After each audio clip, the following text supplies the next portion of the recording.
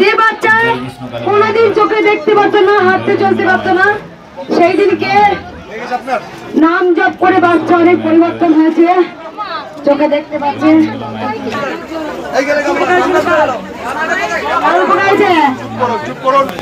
আমার প্রচুর নাতির উপকার হচ্ছে, হাঁটছে চলছে, আগে দেখতে পারতো না, এখন একটু দেখতে পাচ্ছি। সবাই চুপ করো। কোথা থেকে আসছে? সোনারপুর থেকে আসছে। প্রদীপ দাস। আগে হাঁটতে পারতো না, কথা বলতে পারতো না, চোখে দেখতে পারতো না, অনেক পরিবর্তন হয়েছে। কবে এসেছিলে? ঘরে বসে নাম যান। আমাকে দেখো, আমাকে আদর করছি গো, আমাকে আদর করছি। দেখো, যে বাচ্চা কোনোদিন চোখে দেখতে পারতো না, হাঁটতে চলতে পারতো না, সেই দিনকে নাম জপ করে বাচ্চা অনেক পরিবর্তন হয়েছে, চোখে দেখতে পাচ্ছে। কোথা থেকে আসছো মা? সোনারপুর থেকে। তার নাতি বড় মিরাকে রয়েছে, মাকে শাখা পলা, মাকে শাড়ি দিয়েছে।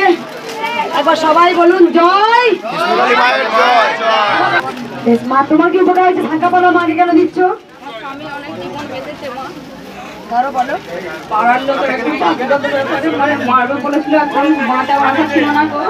মাকে জানিয়ে বাপের বাড়ি ছিলাম 7 বছর, দিয়ে মাকে জানিয়ে গেলাম যে আমার থাকা শুধু তুমি রক্ষা করবে, তোমার আমি থাকা শুধু দিয়ে পুজো দিয়ে আসবো। তাই আমি ধনিয়াখালী থেকে আসছি।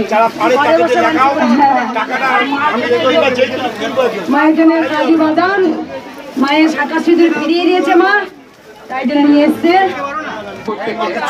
মা নাড়ু কেন এনেছো? নাড়ু এনেছি কারণ আমার স্বামীর খুব হাতের দোষ, মাকে এত রাখছি, মা এখনো খাওয়া দেয়নি, কবে দেবে জানি না, কিন্তু মাকে অনেক দিন ধরে বলছে যে বাড়ির সবাইকে বলছি মায়ের কাছে যাবো, কিন্তু কেউ তখন রাজি হয়নি। যে মায়ের মানে মাকে কেউ বিশ্বাস করে উঠতে পারছে না। হঠাৎ করে একদিন বলছে চল মায়ের কাছ থেকে যাই, ঘুরে আসি। মাকে বলছে আমাকে সবাই যেতে, আমরা অনেক দিন মাকে আমরা আসছি সুন্দরবন থেকে। মায়ের জন্য শাড়ি নিয়ে এসছো? মায়ের জন্য শাড়ি, মায়ের জন্য নাড়ু। মা কি ধরা একটু মা তোমার ছেলে দুটো অনেক বড় মানে ফাঁসাই দিয়েছিল, এখন আমার ছেলে সব মানসিক করেছিল।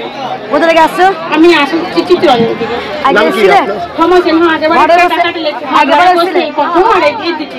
আগে এসে কাটতে গেছো? হ্যাঁ।